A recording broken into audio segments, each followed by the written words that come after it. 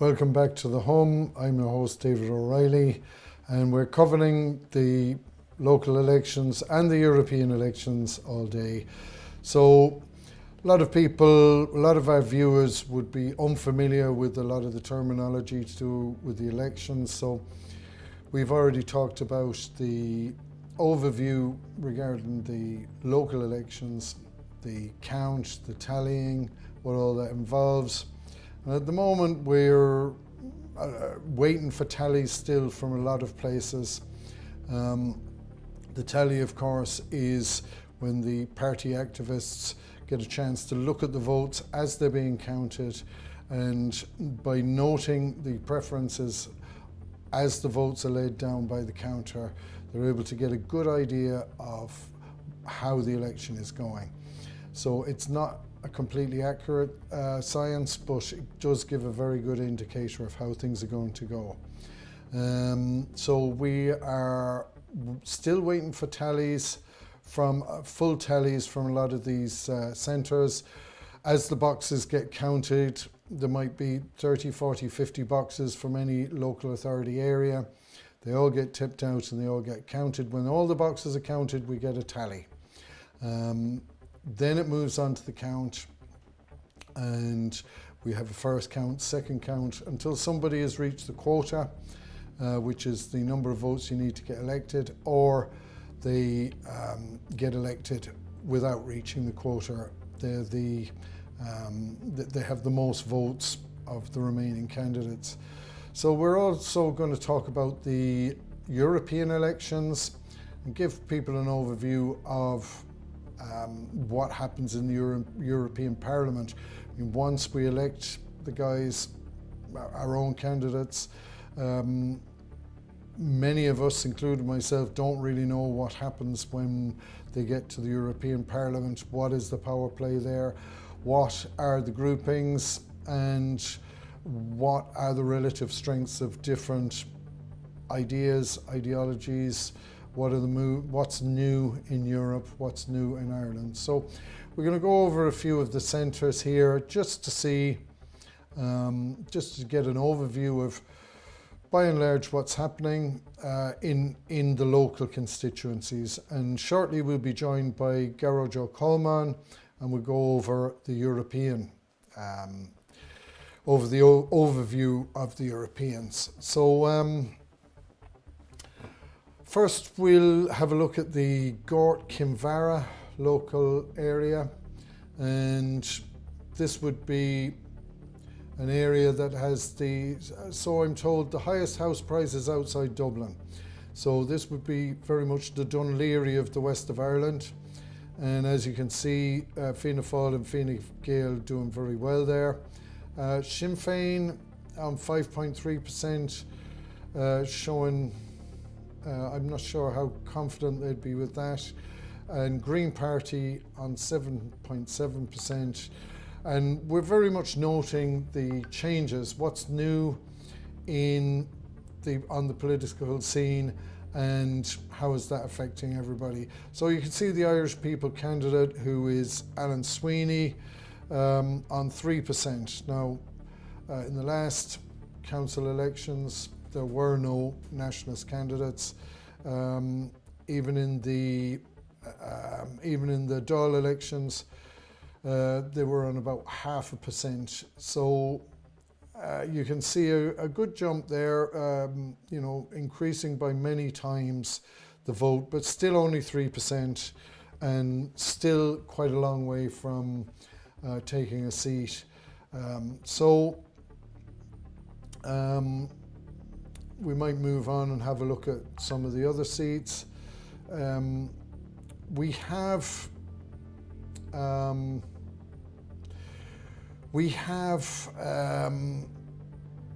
with Gort Kinvara,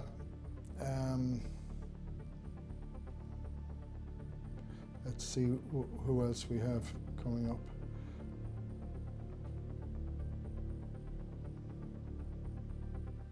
Oh yeah, I have, sorry. So yeah, I'll go over that again.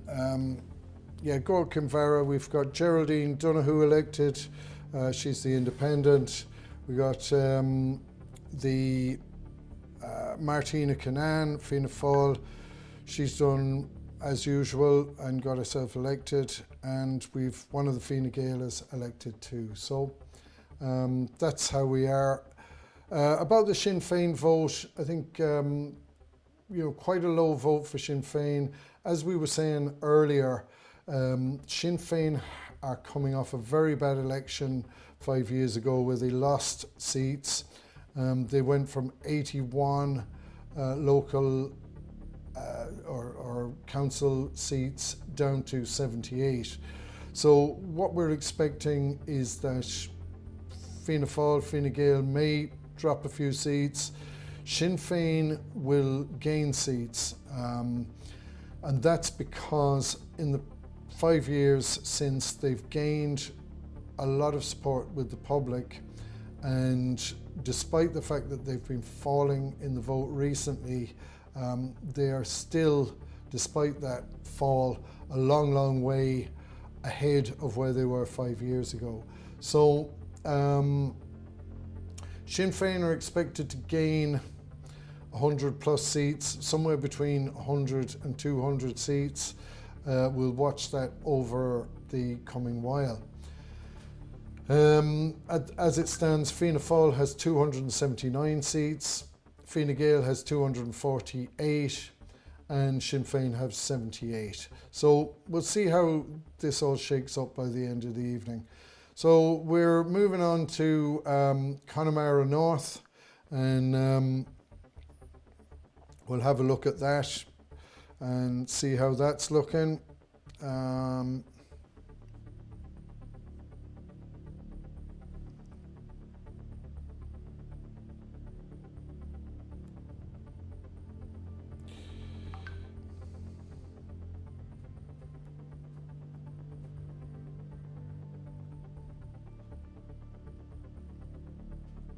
Connemara North, so there's 4 seats for Connemara North, and we have no nationalist candidate in this area, and the interest we have as the home is that we are a news channel that is giving a different perspective, that is a response to the censorship that the mainstream media is showing. And so we are very interested in the new parties, the new developments in Irish politics. So so far we see in Connemara North that Seamus Walsh is the Independence Ireland candidate. He was one of the Fianna Fáil candidates who was investigated by the guards,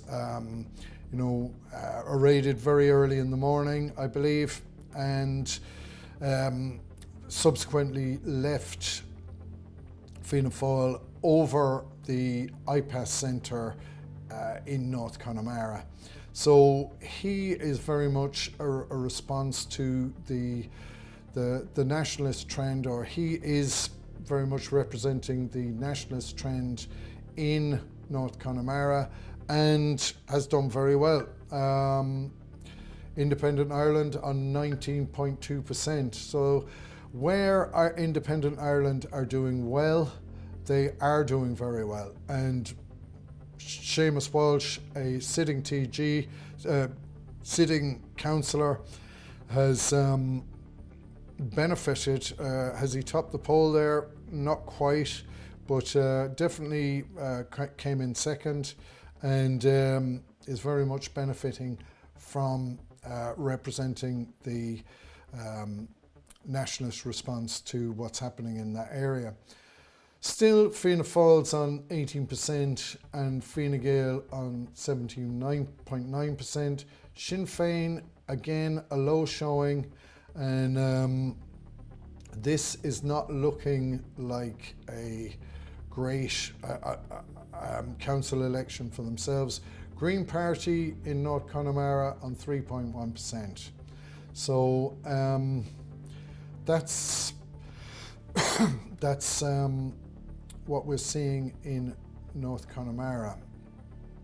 So we'll keep on looking at these constituencies, go through them one after another, and just see how the vote's spreading around the country and what we can expect. So we're going to Castleknock in, not sure if that's in Dublin City or Dublin South. Okay, it's in neither, it's in Fingal. So here we go. So we're going to look at Castleknock, see how that's going.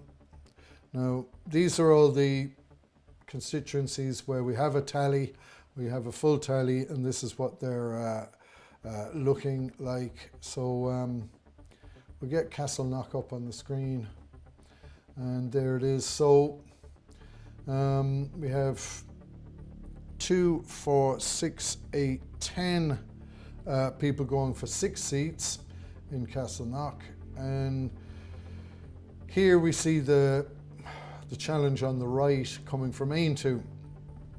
So the Aontú candidate here is Ellen Troy, and she's polling at 11.8%. So she's looking good. Obviously this is just a tally, it's not scientific at the moment, but we can see Fianna Fáil, two Fianna Fáilers, 1 Fine Gaeler, Sinn Féiner, Labour, Greens and Social Democrats. So very much your more mainstream type of constituency, and there again Sinn Féin not polling way below what they were the national poll over the early part of the year, which would have been right up there at 30%. Here we see Fine Gael at 29% and Fianna Fáil at 15.9%. So, and Social Democrats on 3.6% and Greens. The big performer on the left is People Before Profit Socialist Party, and that is Ruth Coppinger. So you'd expect Ruth Coppinger, a very well-known campaigner, that she is getting her traditional vote out. The Palestinian conflict has motivated a lot of people on the left, and she does seem to be benefiting from that. I don't know what polling she got the last time, but she is looking okay there, just behind Aontú. Labour just ahead on 13.5, and then Fianna Fáil and Fine Gael. 2 Fine Gaelers, so that's got a long way to run before we get a result from there. So we're ready to go live to Garage O'Colman. So we'll leave the local elections and go to Garage O'Colman, our international correspondent, and get an impression of what's happening or what the European Parliament is all about. When we elect people to the body, what happens to them. I'm not sure a lot of us are aware of the way that the European Parliament works. So we'll welcome in Gearóid O'Cullman. Gearóid, hello, how are you? Hi Dave, how you doing? Very good. Gearóid, we elect people to the European Parliament. We may be one of the countries that are only really starting to develop a nationalist constituency, one of the last countries in Europe to do so, perhaps. Maybe us and Portugal. I don't know what you might have to say about that. We elect people to European parliaments, and I have a feeling that, like many people like myself, don't really know what happens once we elect people to the European Parliament. We don't know much about the groups there, and we don't know much about what is currently happening in the European Parliament and what the European mood is. So maybe you'd give us a few pointers there. How does Ireland compare to other European countries in terms of the change that is developing here, particularly with nationalism, and what are the groupings in the European Parliament? Well, I think the major change this year, the major development this year is the fear that elites have throughout Europe of a resurgence of nationalist and patriotic politics, pretty much in every one of the 27 states in Europe. So the mainstream media in France, in Germany, in Italy are all talking about the rise of the resistance movement, essentially, to EU policies, in particular the migration crisis. This is the big issue, I think, this year. Migration crisis is on everyone's lips, and this is ultimately, I think, will be a deciding factor. I mean, they're talking about something like 25% now of the European Parliament will be nationalist or far right, as they call it, which, far right is the term I think they use today to describe the right, which was the mainstream right in the past. And I was just reading an article this morning in the German press where they were saying that one of the major crises they have right now in Germany is the preponderance of woke ideology in the universities there. Basically, you're not allowed to talk about anything, and that this is a major civilizational crisis that they're experiencing in Germany, and that if this continues, there's really no future for the country, because matters that people want to discuss are not being discussed. And this was in mainstream Berlin press. This was in Berliner Zeitung. This is not an extreme newspaper. This is very mainstream. So really what we've been saying for a very long time, that we need to have a discussion, we need to have a debate, we need to be able to express ourselves, we need to be able to express contrary views and so on, particularly regarding mass migration. This is now becoming very mainstream because of grassroots politics, really, in throughout Europe. So in Germany, you have the Alternative for Deutschland, which really wants to reorientate German policy away from war in Ukraine, but more towards trade with Russia. It's a big issue, I think, that they're pushing. Also, they want major control of the mass immigration into Germany. That has been out of control a lot longer than in Ireland, in fact. So major terms that you will hear in German TV, probably going back 20, 30 years, are Leitkultur, which is kind of leading culture. How do we teach leading culture, Leitkultur, which is this, in other words, how do we integrate all these immigrants in Germany who don't speak German, don't really know anything about the country, or no real interest, and then you get kind of a ghettoization. And that's been going on in Germany since they imported Turkish workers and in the post-war period. And it's been getting worse and worse and worse. If you go into German cities, and there are whole areas now that are completely, full of foreigners. Few people speak German there. This is also the case, of course, in France, where again you have whole parts of Paris that are really a normal, let's say, a French person who of traditional looking French person, let's say, would not dare to venture alone because of the insecurity there. So these are things that can't go on. I mean, at some point, a sensible migration policy needs to be implemented worldwide, but in particular in the EU. Obviously, the Migration Pact is meant to basically copper fasten the whole idea that anyone who wants to come into Europe can, but European citizens, of course, don't have the same freedom. We tend to have to produce passports and have a lot of checks on our identity. We don't have the kind of freedom that we'd like. But obviously, it's topsy turvy. It's the world completely gone crazy in terms of its policies. So this can't continue. I think we're seeing right now a huge pushback against that right throughout Europe. Yeah, in the Republic here, we're seeing that from the tallies that nationalist politicians or nationalist candidates are getting anything from 1% and 2% up to 5 to 10% and more. What has happened in Europe, in European countries, or in the UK, Germany, France, Italy, over the last, say, 40, 50 years, has happened in Ireland over really 20 years or something very similar to it.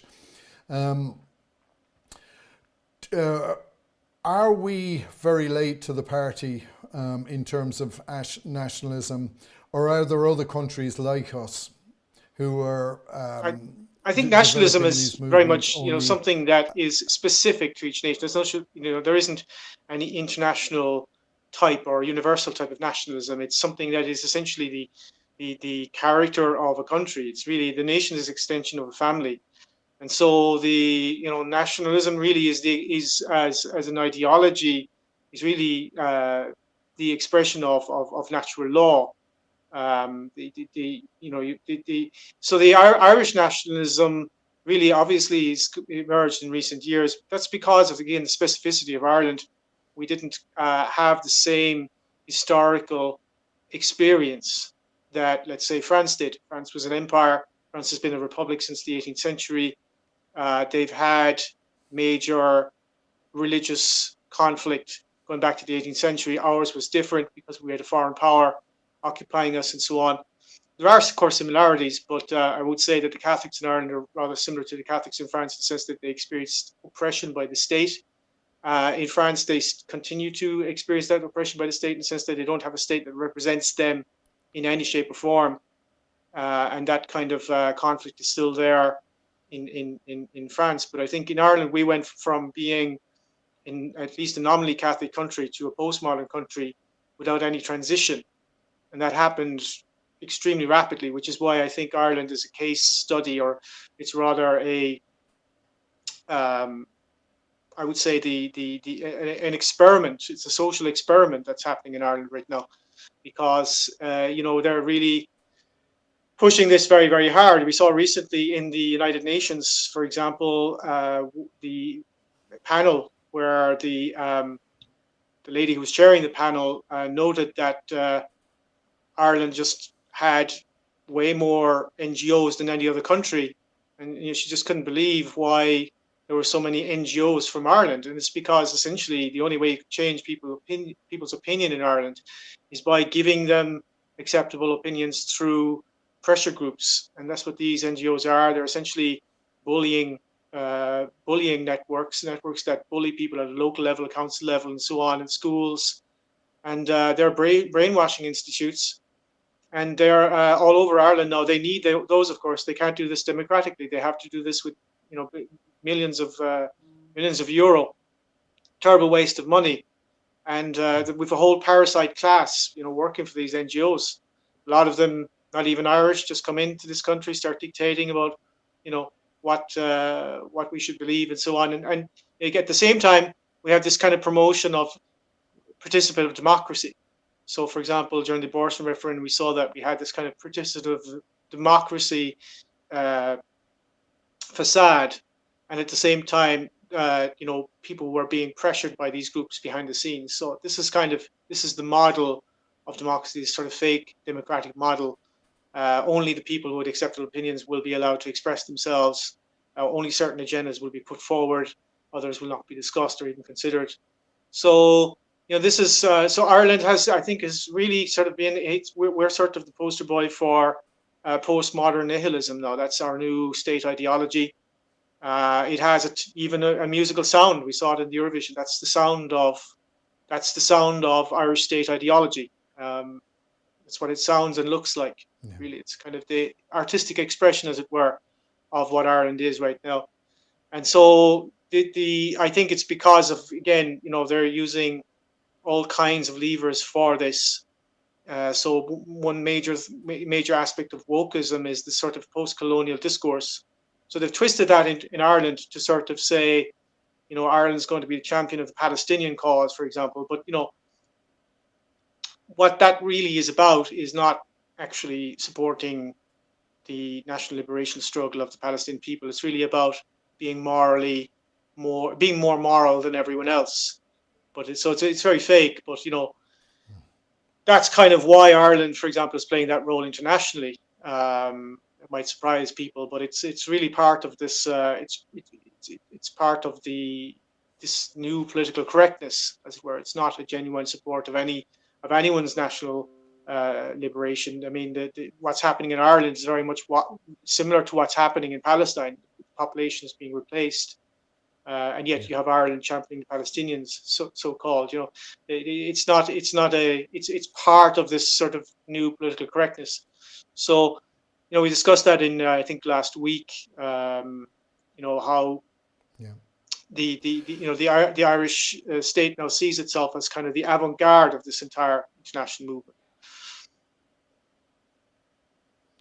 Yeah, and we see Claire Daly and Mick Wallace getting a lot of claim in Europe for speaking out, yet the European establishment seems very opposed to that perspective, particularly in the Ukraine war and other in other ways. So what does the European Parliament feel like? What is the power play that goes on there? What are the Fianna Fáil and Fine Gaels of the European Parliament? What are the established mainstream parties there, and what are their influence? Well, I think the main problem with the European Commission and the European Parliament are these international lobbies. So it was revealed, for example, a few years ago that most of the people working in the European Commission and I would say the European Parliament are financed by NGOs that basically are linked to George Soros. I mean, that alone is a major example of the kind of corruption that goes on. And of course, European salaries, bonuses, and so on. This is another major issue as well that nobody talks about. So you mentioned Claire Daly and Mick Wallace. Well, Mick Wallace is quite vociferous about wars, foreign wars, but there are a whole series of wars being waged. Obviously, there are geopolitical wars, but there's also the war on the family. There's also the war on identity, basic identity, sexual, national, and so on and so forth.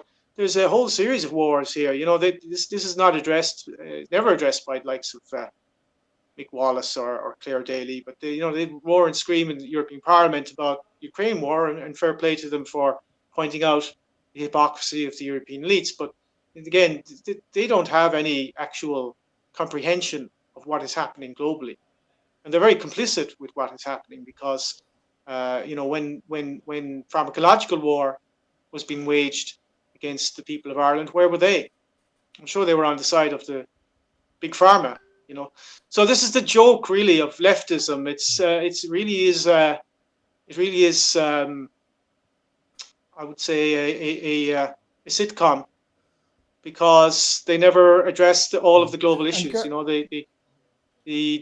So, and Gerard, but we have what plenty of are our candidates like Fianna that, I Fáil and guess. Fianna Gael MEPs doing? Sorry to interrupt you there, Gerard. Sorry? What are our Fianna Fáil and Fianna Gael MEPs doing in Europe? You know, who are they aligned Well, with, and not, well, what is their I what is think the what they're doing is what they're do they bringing people produce into in Ireland. Europe? And sorry, can you say that again? Yeah, I was saying, Sorry, there's what a are time our problem Fine there. Gael and Fianna Fáil MEPs doing? Well, I don't think they're doing very much, Dave. What do you think they're doing?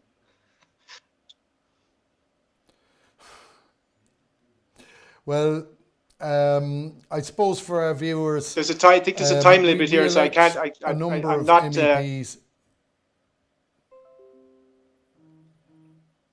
Yeah, we're having a bit of a lag in the delivery of the messages to each other. So carry on, Gerard, with what you were saying. I interrupted you.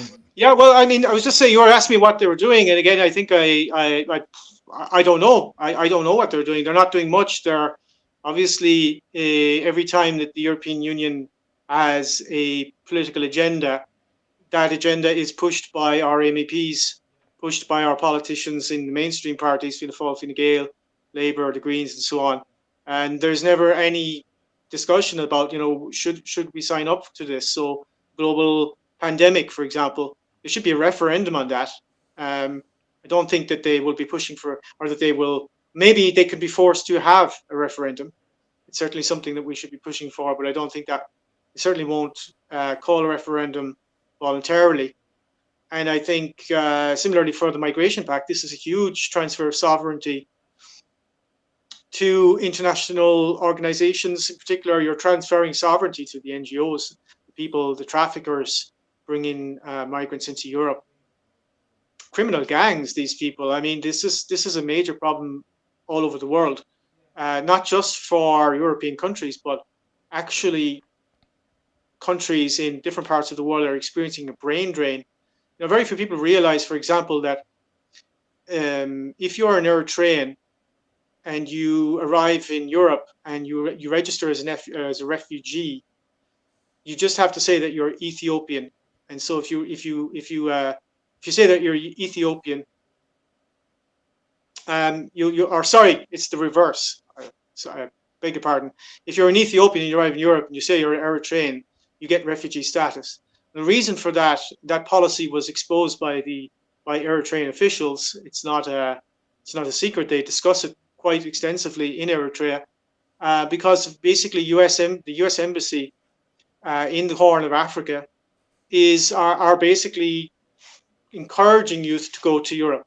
So they have NGOs working on encouraging young people there to basically go off on an adventure, and they get refugee status, and then they end up in European countries. And the government of Eritrea was sanctioned because it refused to allow NGOs to work there. So any country that actually doesn't go along with these NGOs and doesn't go along with this globalist agenda gets sanctioned, demonized, invaded, bombed. Libya was another country, of course, that had its own political system, and because it was had a different objective for African development, it was basically invaded, bombed, and destroyed. And of course, now Libya is the major port for mass migration into Europe, and that country has been completely destroyed. So this works both ways. You destroy the home country of a lot of these people who are coming in. Let's say Afghanistan. We have a lot of Afghanis coming into Europe. A lot of these countries invaded, bombed 40 years, and at the same time, you're basically encouraging coercive engineered migration. So you're encouraging the youth of those countries to leave and to push into Europe. So this is a military strategy, and then the whole idea is about creating ruthless cosmopolitans who are easily manipulated.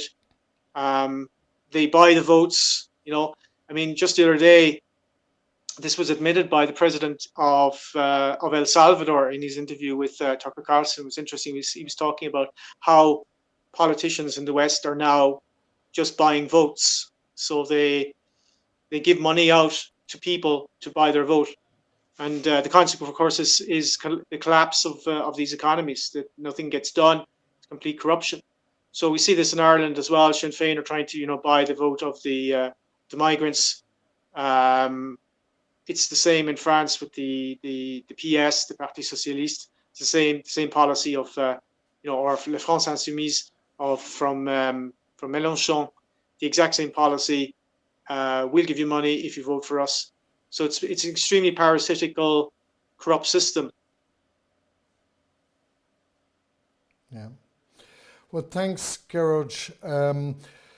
And as you were saying, there are some parties who are trying to change course with little success at the moment. Would you put a percentage on the nationalist vote in the European Parliament, or what is perceived as nationalist representation in the European Parliament? I can't.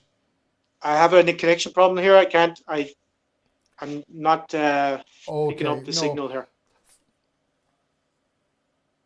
Thanks very much, Gearóid. That's fine. Thanks for joining us, and we'll talk to you all again soon.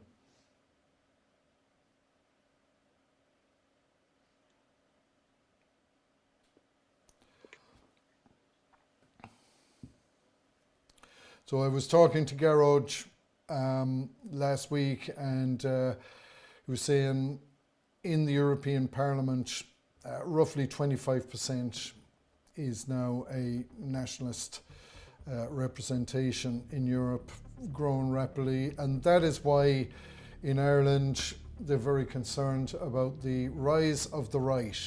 And we're seeing in the local election results, or the tallies, that that is indeed the case. Here in Ireland, we're developing on the right, and we seem to have two groups. We have newly formed parties and independents, Irish People, Irish Freedom Party, Ireland First, and the National Party, as well as independents. We see another grouping which could be described as right-leaning, which would be Aontú and Independence Ireland, though some would disagree with that description. So we're going to Tallaght next to have a look at that vote. So Tallaght, I believe, is Dublin South. So we'll go and have a look at that and see who's running. So this is Tallaght Central, LEA.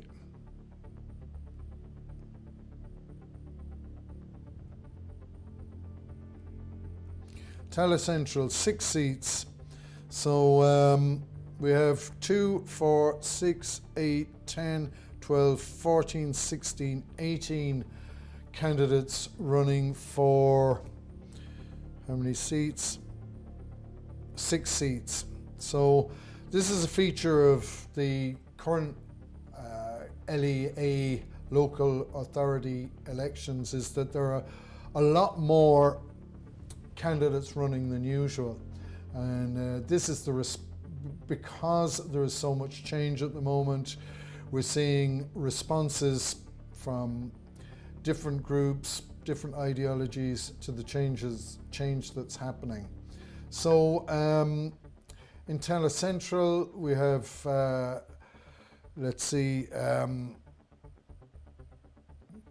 we have Fianna Fáil on 16%, which is a good showing for Fianna Fáil for Dublin. People Before Profit, who have we got? Kieran Mahan and Jess Spear running for People Before Profit, and with 12.9%, one of them seems to have a good chance. Sinn Féin has a good vote here as well, 15.9%. Shane Duggan, Robert Russell and Niamh Whelan. So they're running a lot of candidates to get these votes. Green Party, one person running, Vanessa Mulhall. Fine Gael have one candidate running. So that one candidate has 11%. So it's actually quite level amongst all the bigger parties. And then we have Aontú on 3.6%. So Aontú is Saoirse Ní Chonaireann. And Ireland First for the Nationalists here in Tallaght Central. And who have we got running? Philip Dwyer running for Ireland First. So a good vote for Philip Dwyer there. And the National Party also, we have Jan McCarthy running there. So the Nationalist vote over 5%, between 5 and 10% combined. So a good showing for Nationalists in Tallaght Central, and a very spread out vote amongst all the others, with a high vote from People Before Profit. So yeah, that's Tallaght Central. Let's see, we have a graphic which gives us an early idea of what the national spread is in the LEAs in the local constituencies, but I don't know if we're going to go there now. We're going to go to Bray East next and have a look at the tally there. Bray East is, we're going a little bit south, closer to where Newtown Mount Kennedy was. So let's have a look at that and see how Bray East is getting on. So that's Wicklow.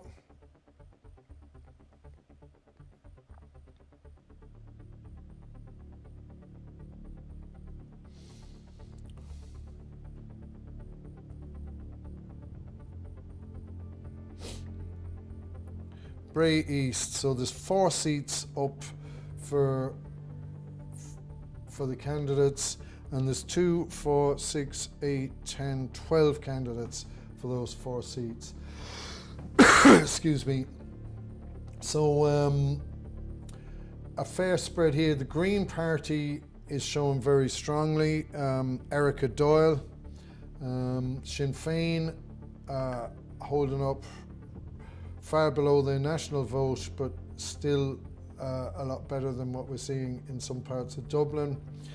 Fine Gael, Aoife Flynn Kennedy, she's topping the poll there at the moment, according to these tallies, and 17.3%. So we're only bringing you the results where a full tally has been completed. Labour, 7.1%. Better than usual. Fianna Fáil on 8.8%.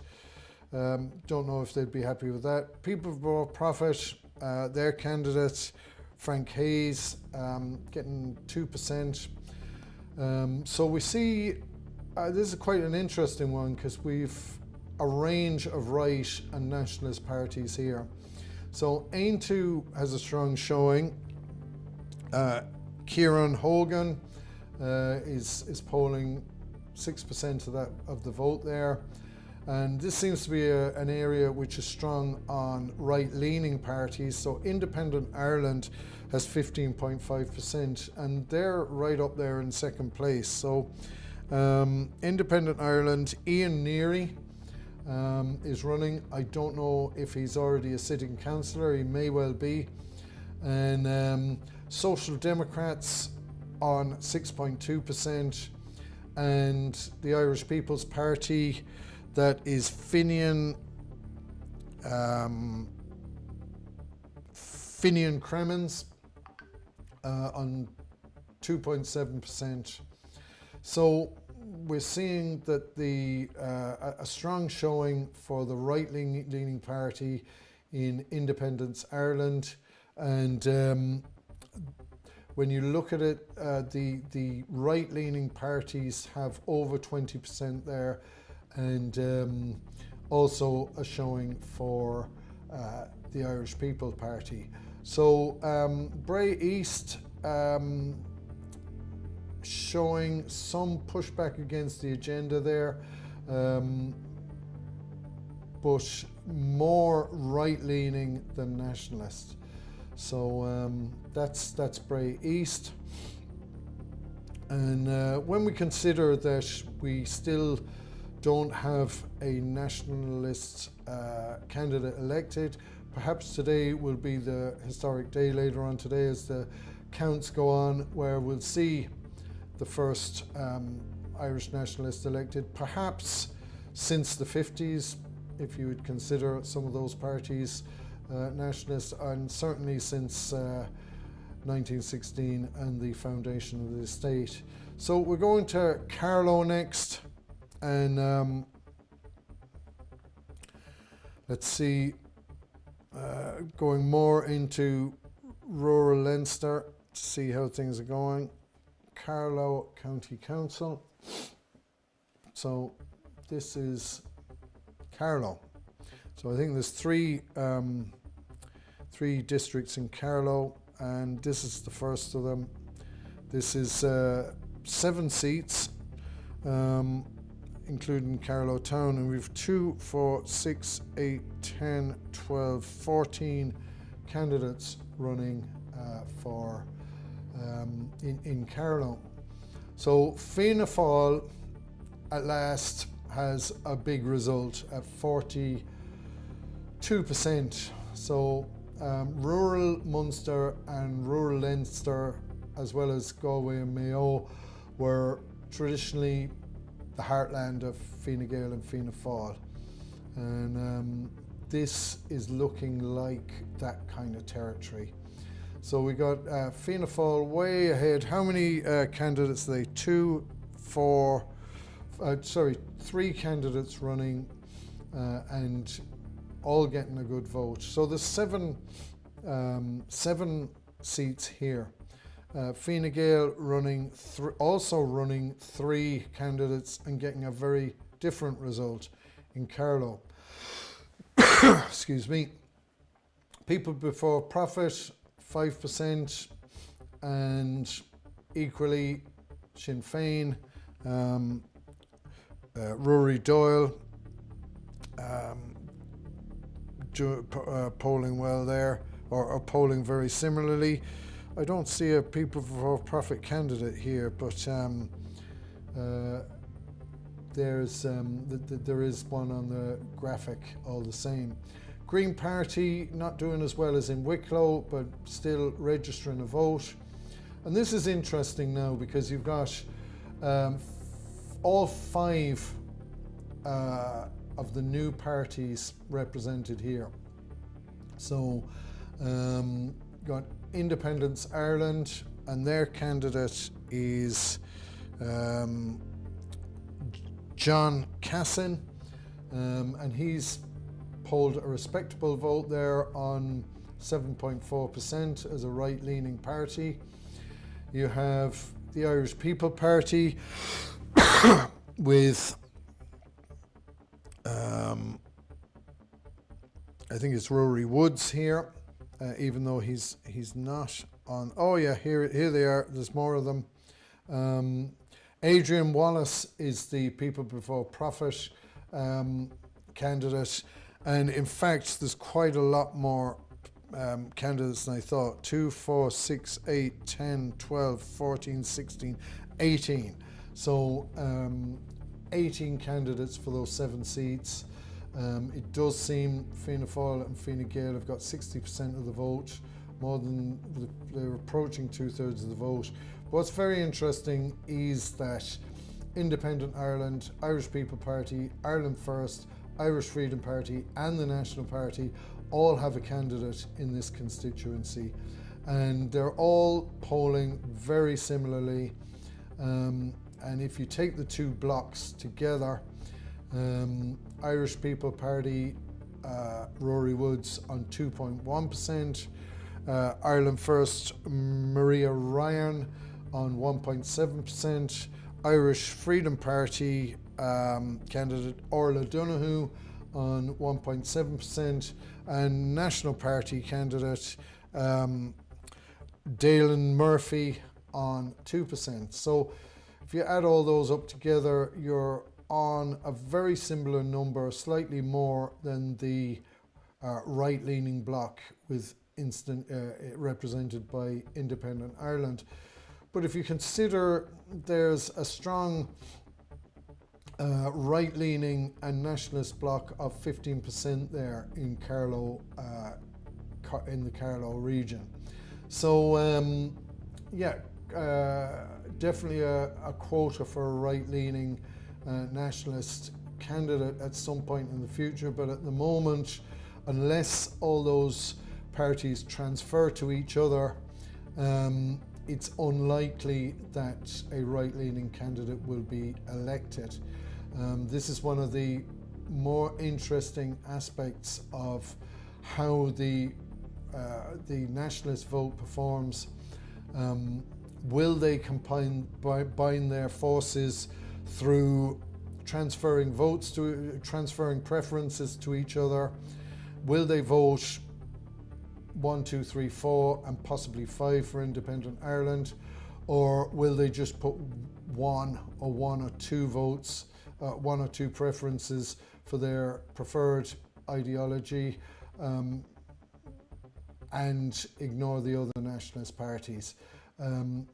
That would be very interesting. I would imagine that, let's watch it as it goes. One for the political nerds to follow. So we're going to have a look at Buncrana in Donegal next, and let's see how that's looking. Donegal County Council.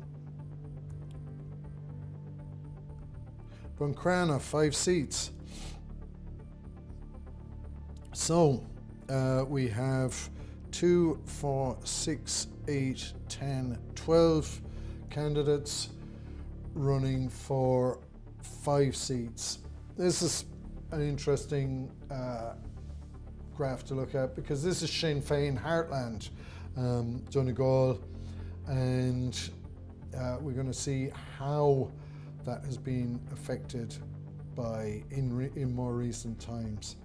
So Sinn Féin top in the poll and running 2 candidates, Niamh McGuinness and Jack Murray, and so they're on 40%, and Fianna Fáil on 23%. They're running 2 candidates. Fine Gael on 5.3%. So I'm not sure how well Fine Gael does in Donegal, but they might not be happy with that result. Aontú, the challenge to Sinn Féin, or the pro-life, split from Sinn Féin under Peadar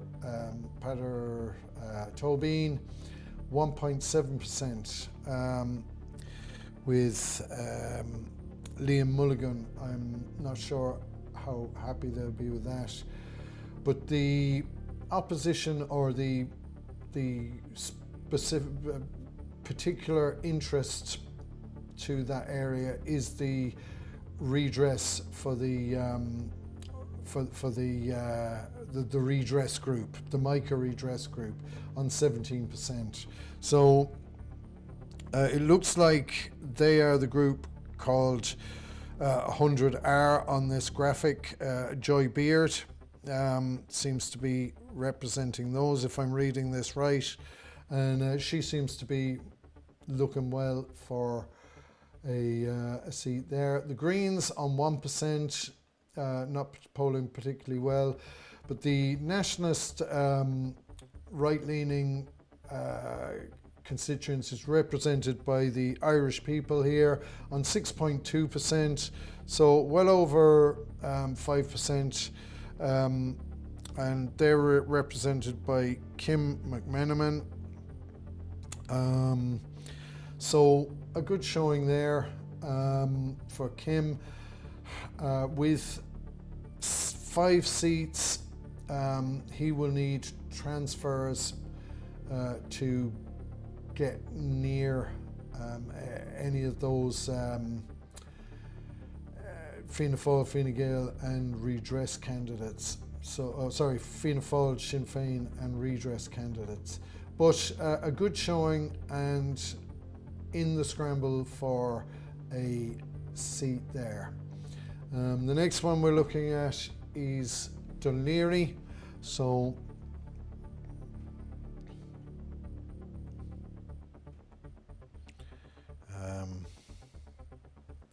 Dún Laoghaire in, yeah.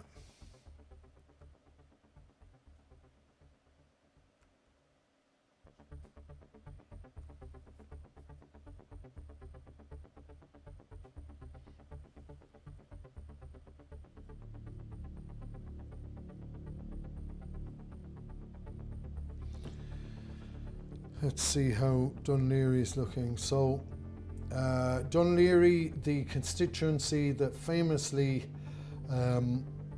didn't vote no to both. Let's see, can we find the candidates here?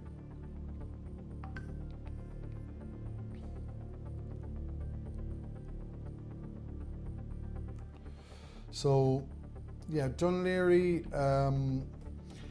famously the exception in the March referendums, and as you can see, quite a mainstream look to this chart.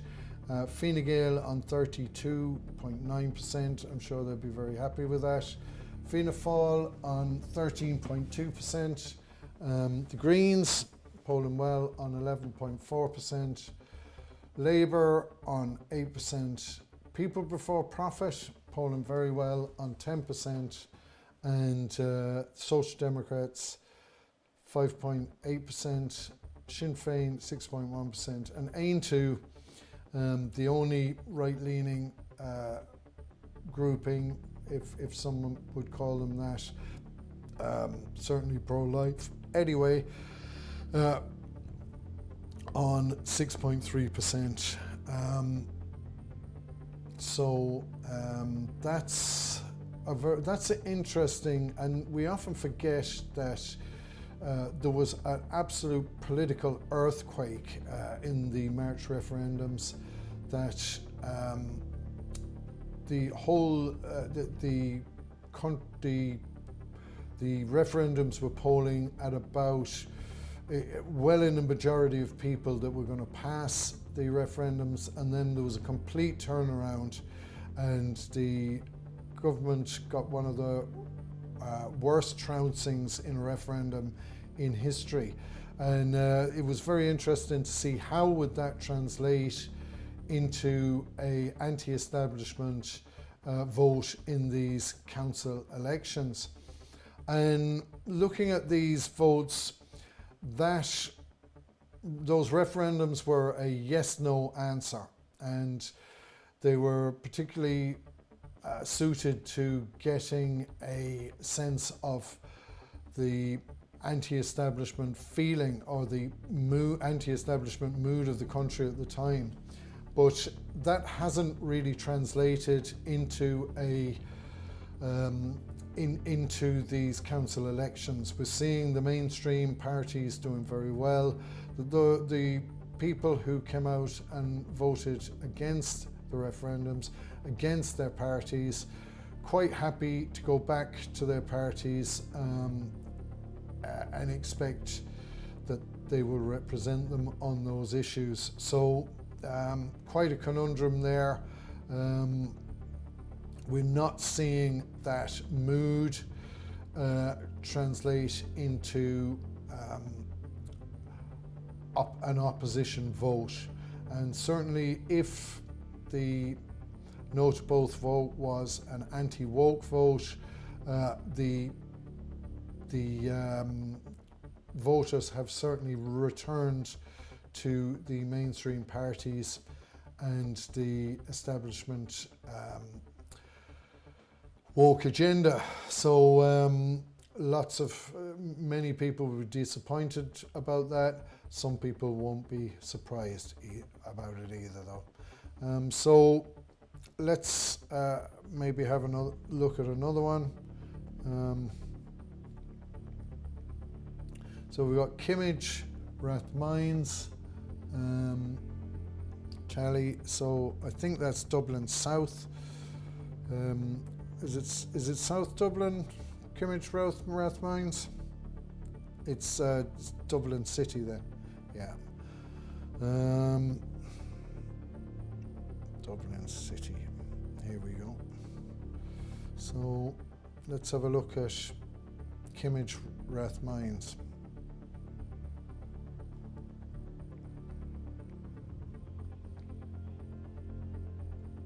So these are all the constituencies where we've had a tally. So we've got an initial response from the counters, or the count centres. It's not a scientific accuracy here, but a very reliable indicator about how things might go. So Kimmage, Rathmines has 6 seats, and this looks like an interesting constituency. So it's 2, 4, 6, 8, 10, 12, 14, 15 candidates running here. So quite interesting because, you know, there's a good spread of votes and it represents all the different groupings that have shot up in recent times. So Fine Gael polling very well here, and they have 2 candidates running, and so they're on 20%, but nothing spectacular. Fianna Fáil on 9.5%, the Green Party on 12.2%. Fianna Fáil running 2 candidates, Michael Connolly and Deirdre Conroy, and getting a combined total of 9.5%. I don't know, that may be a disappointment there. Labour Party, Fiona Connolly seems to be polling what you might expect to get a seat there, 10.9%. Sinn Féin on 9.4%, Jacinta Dinan. Another not particularly strong vote for Sinn Féin in Dublin. We're expecting Sinn Féin to gain a lot of seats, despite the fact that they are falling in the polls, in the national polls, but their LEA results, or the local council results from 5 years ago were very poor. So we're expecting them to gain about 100 seats, or maybe somewhere between 100 and 200 seats. But with 9.5 in Rathmines, you would maybe look at the lower option there. Social Democrats polling well at 10%. Whenever you see Greens and Social Democrats polling well, it tends to be a reflection of the affluence of the area. People Before Profit on 4.4%. So Shea, Lestrange polling there. Interestingly, Right to Change, and I believe that is the Smith. That's a left-leaning Joan Collins. That's right. Joan Collins seemed to be a central figure in that, and so you're seeing a new kind of a response from the left to the current climate, probably to do, you know, a response to probably a big response to the housing, and the same kind of issues which are producing the right-leaning candidates and new parties. So they founded a while back, and it seems that Claire Daly and Mick Wallace have something to do with that group as well. So Independence for Change and Right to Change, it does look to be the local version of the Independence for Change. Oh, they've split from the Independence for Change, but coming from the same family, and they're polling on about 10% there. So fair play to them. A new group, and polling on 10%, which is good polling. There's 1, 2, 3, 4, 5 groups on in or around the 10%. So that is gonna be quite a scramble for all those candidates to get in. Now, the right-leaning or the nationalist vote is falling into two camps. We've got Independent Ireland on 5.1%. So Philip Sutcliffe is representing them, and at 5%, 5.1% is strong enough showing. And also for the Irish people, you got Edmund Shanahan, who's representing the Irish People Party on 1.8%. So a significant right-leaning vote in Rathmines, that will certainly be noted. And one of the features of all these constituencies is you are seeing a significant growth on the right. The rise of the right is happening. In many cases, like these cases, you know, it's around the 5%, 6%, struggling to get a seat.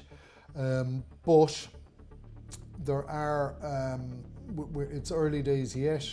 It is likely that at some point in the day, we will see some success, and it does look like Malachy Steenson, Gavin Pepper, and an IFP candidate are looking very strong in Dublin. So let's go to Ballymun Fignis.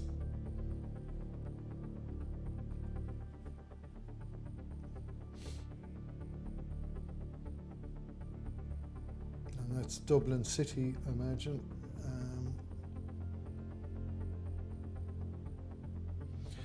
And we can only bring you the constituencies that have completed a tally. So this is Ballymun Fignis. 6 seats. And like a lot of the constituencies, a lot of candidates. So there's 2, 4, 6, 8, 10, 12, 14, 16 candidates running here. And a good spread of votes. Fianna Fáil polling very well. They are running 2 candidates, Bríd McOscar and Keith Connolly. Sinn Féin polling well. One of the few constituencies where they are polling anything like their national vote in Dublin, and that's Anthony Conaghan. Have they a second? They have Leslie Carey also running for them. Social Democrats polling with a strong candidate, Mary Callaghan. Green Party registering a vote there. Labour on 3.2%, Green Party on 5.8%. Fine Gael polling very low in Ballymun, 3.6%, running 1 candidate, Arnold Goh. So a non-national candidate, not polling very well for Fine Gael in Ballymun. People Before Profit Socialist Party polling 8.2%, and that's Conor Reddy. And this is interesting because of the opposition groups, and I would call People Before Profit a protest group, in that they see themselves as in opposition to the mainstream parties, as well as the opposition parties on the right. The National Party is polling very well here on 6.2%, and that is Stephen Redmond. So we're seeing also Aintu, who may or may not see themselves as an opposition party or a right-leaning party, 6.3%. So Aintu and the National Party on a very similar vote there. So that's Ballymun Finglas, 6 seats. It's all to play for there, really, because there's a lot of candidates on low numbers. Fianna Fáil and Sinn Féin doing well. So I don't know how many more of the constituencies we have to look at. I think we're going to go to Artane and Whitehall next and have a look at what they're doing. So, and this is in Dublin City or Dublin South? South, yeah. Or City. Dublin City. Dublin Council, yeah. So, Artane, Whitehall. So there are 6 seats in Artane, Whitehall. And not so much of a spread here. There is 2, 4, 6, 8, 10, 12, 14, 16, 17 candidates. This one is interesting in that there is, as far as I can see here, no Nationalist Party running. There's no right-leaning party running. I don't even see Aintu running here. What we do have is 3 independent candidates, one being Rowan Croft, and I also see an Ian Croft here. So what we're not seeing on the graph is a column for independents. So this is probably a much more interesting poll if we had the full stretch of columns. But let's have a look at it. Sinn Féin polling very well, getting up to their national poll in Dublin, 19.5%, which may or may not be a good vote for themselves, but it certainly seems to be better than the average poll that they're getting in the local constituencies in Dublin. They are running 4 candidates, so we'll see how that do they transfer to each other. Fianna Fáil is running 2 candidates, and they're on 14%. Social Democrats have seem to have a very high vote here. They are Jesslyn Henry seems to be topping the poll there. I don't see. Oh, there's a second candidate, Aisling Silk. So the two of them getting 16% together. So Labour on 3.4% and Fine Gael on 14%. They are running 2 candidates. So a lot of candidates on low votes here. Even the Fianna Fáil and Social Democrat candidates, they will all be getting a portion of their vote. So doesn't seem to be many candidates polling above 10% here. You got the Greens on 6%.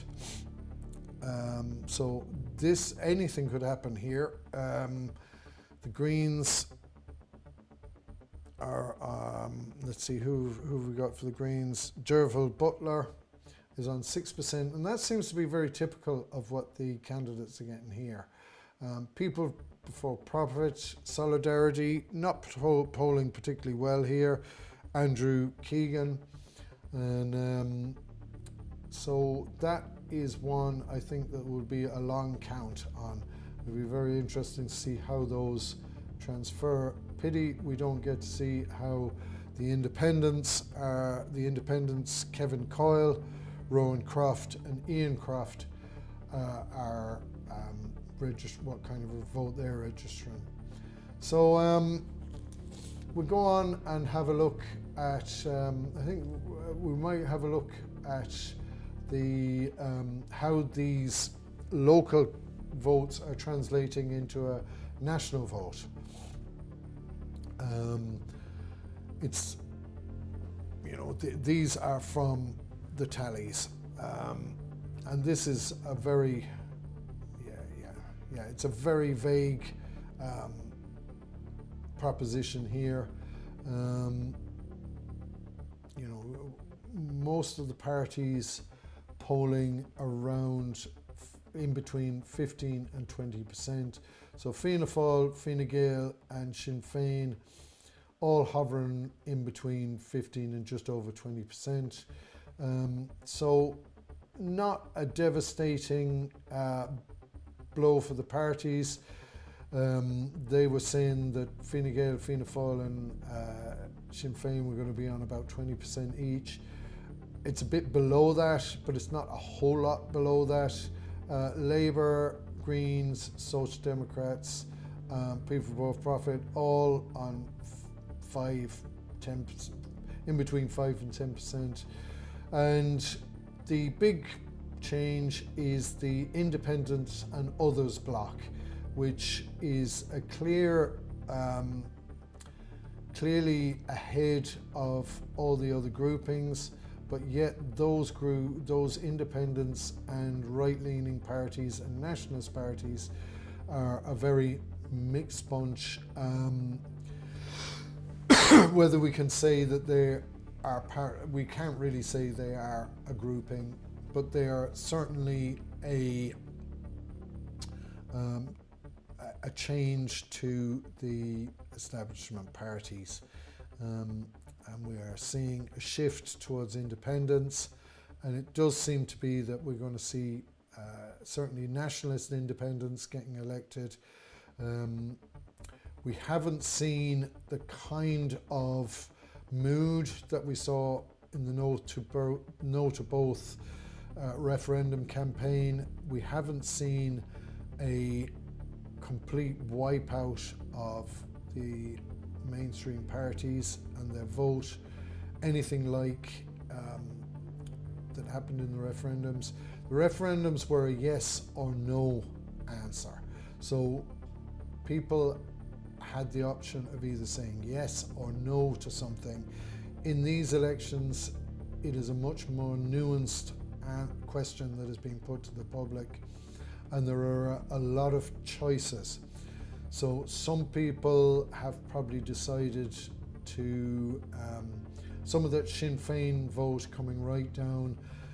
Sinn Féin polling in the mid-30s not so long ago, now down to around 20%, maybe just above. That vote, much of it you would imagine would be the nationalist vote, but in fact the nationalist vote is probably sitting on somewhere between 1 and 2% and 5 to 10%, sometimes over 10%.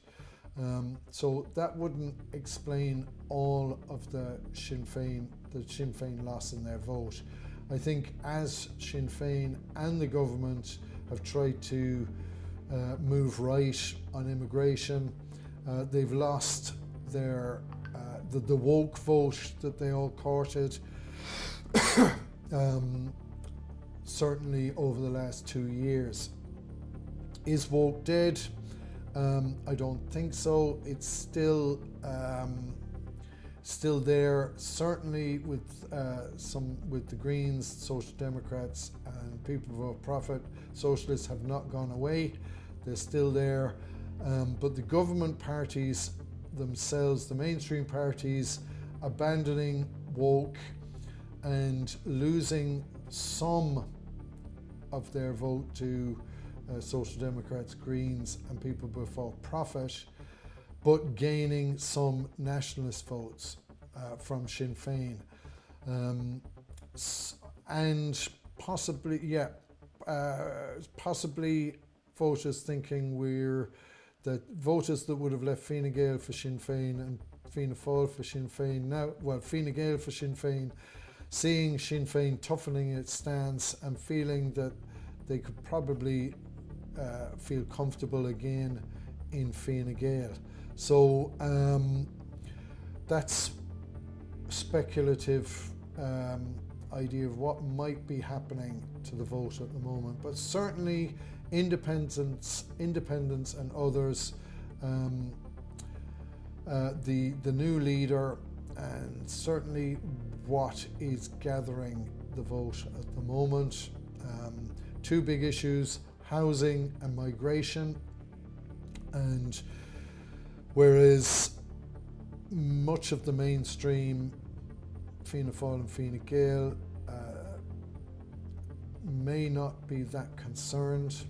Many of them may see high house prices as a good thing, high rents as a good thing, and happy to stand with the establishment financial policies, whereas the people who are suffering with housing, to some degree with the other side of the coin from the housing crisis, which is immigration, and the cost of living crisis, those people looking for new people to represent them with the nationalist groupings, which looks to be hovering one side or the other of 5% at the moment, and also the right-leaning parties, which of Aontú and Independence Ireland,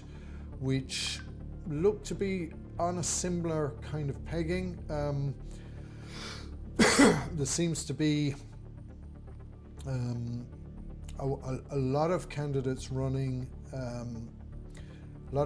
probably 2/3 of constituencies have a nationalist candidate, and possibly more than 2/3 have a right-leaning candidate, and they would probably be polling a little bit higher than the nationalists. But considering that 5 years ago there was no nationalist vote, considering that we still do not have a nationalist candidate elected, 5% is a lot higher than the 0.5% that nationalist candidates were polling in the last general elections, somewhere between 0.5% and 1%.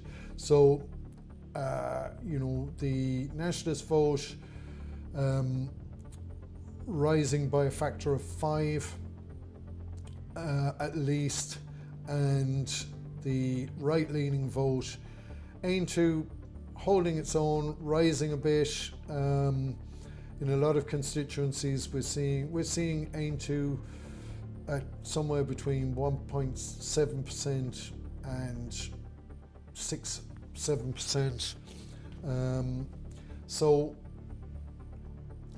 They are increasing their vote. They've been around a long time, and the newcomers on the right-leaning scene are Independent Ireland, running 60 candidates. We're seeing them put in good shows in some places where possibly they have existing candidates who are already elected. And in others, we're not seeing them show up on these graphs anyway. So I'm sure they're there, but some of them are not registering a vote that is getting a column in these constituency maps that we're reading out. So what we've tried to do today, I think unless we are going to any more count centres, maybe we will do later on in the day, hoping possibly to go to Mayo, where Stephen Kerr is has a good vote and seems to be with a good chance of getting a seat, possibly going up there later. But at the moment, we're still at a very early stage in this whole count process. The European elections, we're seeing very few results from them. The ballot paper in Ireland Northwest was about 3 foot long. So this is going to be a very long count with over 20, with almost 20 candidates in each constituency in those European constituencies. So it's going to be days before we get the results out. But at the moment, we're seeing the tallies, and we're also seeing the beginnings of first preference votes. Some places like Cork Kinvara, you're seeing a result, 3 of the 4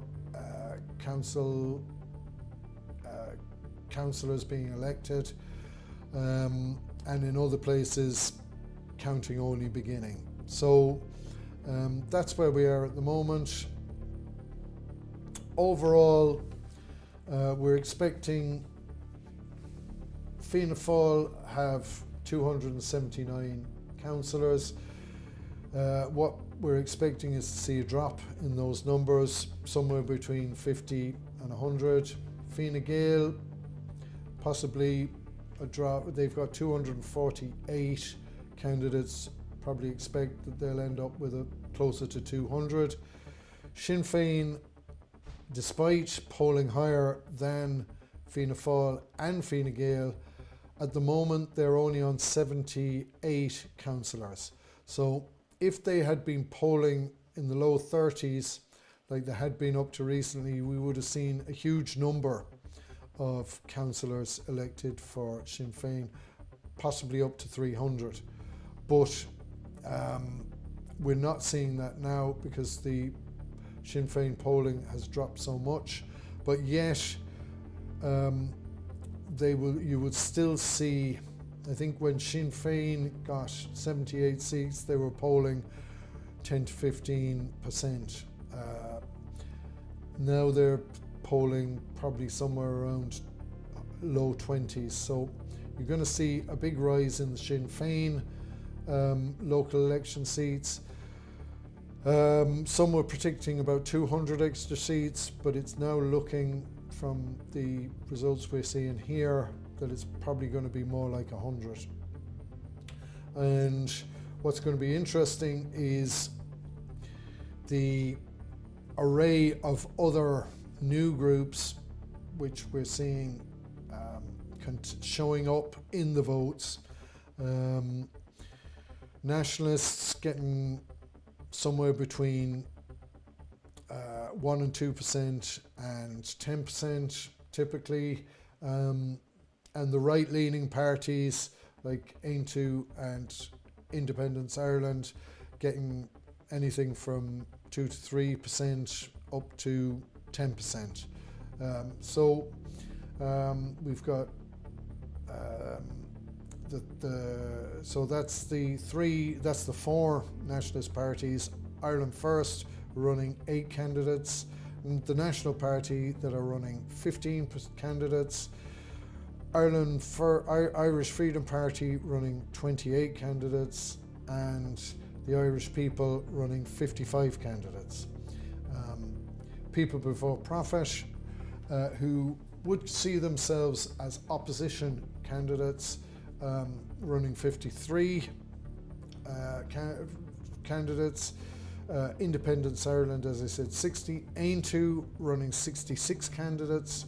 Social Democrats 77, and independents, who are solely independents, there's 532 of them. So a huge number of independents running, some registering a good vote, as we saw in North Connemara, heading towards 20%, but in other places, many independents registering a very small vote. So the independents will be a range of results. However, for the nationalists, 3 nationalists independents looking very good to be the first national representatives or nationalist representatives to have been elected in Ireland. So maybe we'll see that today. That will be a big historic moment, and we'll keep abreast of things and keep an eye on things and see how it's all developing. So that's key. We will be back. We're putting out a bulletin every now and again, keeping a track of the elections.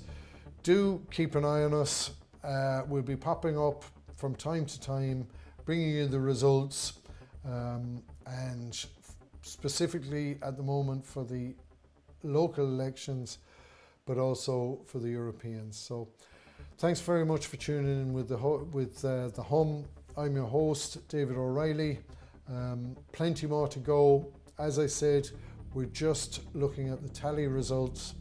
The counts in many places are only getting into their stride, and the European elections are still very much in early stages. So thanks for tuning in with us, and we'll talk again soon, please God.